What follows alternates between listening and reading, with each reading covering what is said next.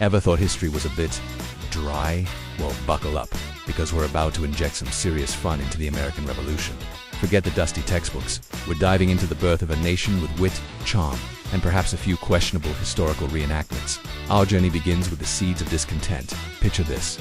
Britain, needing cash, decides to tax everything from sugar to legal documents. The Stamp Act made colonists pay for official stamps on paper goods. Imagine paying extra for your grocery list. Then came the Tea Act.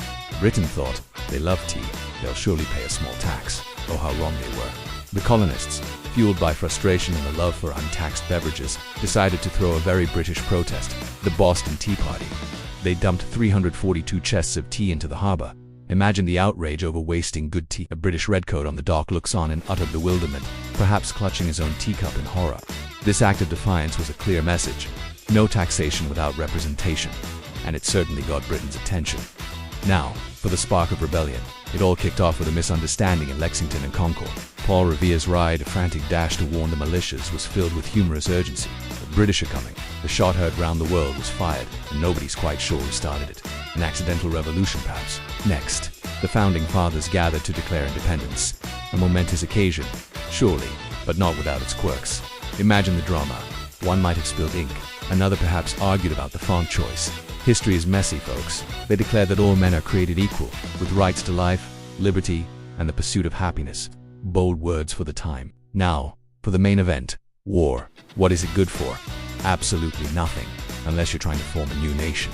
George Washington, our stoic leader, looked perpetually stressed but determined. Leading a ragtag army was no easy feat. Imagine crossing the icy Delaware River, not knowing if your boat would capsize or if your wig would freeze off. Despite early struggles, Washington's perseverance was legendary. He kept the dream alive, one frozen boot at a time. Then came the turning points. Saratoga, where the Americans proved they could win, and Yorktown, where the British got cornered.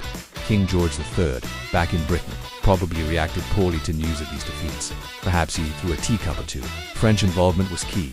They swooped in like a dramatic cavalry charge, turning the tide in favor of the Americans. By 90 aftermath and legacy, the Treaty of Paris officially ended the war, with some rather awkward handshakes, I imagine. The war was over, and a new nation was born. But building a country from scratch, that's where the real fun began. The Founding Fathers debated the Constitution, probably with more dramatic flair than any reality TV show. Comical disagreements, passionate speeches, and probably a few spilled coffee cups. It was democracy in its messy, glorious infancy. They laid the groundwork for the United States, a nation built on big ideas and even bigger personalities. So, there you have it. A whirlwind, humorous tour of the American Revolution. From tea parties to treaties, it was quite the ride. If you enjoyed this slightly irreverent take on history, don't forget to like, subscribe, and share with your fellow history buffs. And remember, history might be serious, but learning about it doesn't have to be. Stay curious and keep laughing.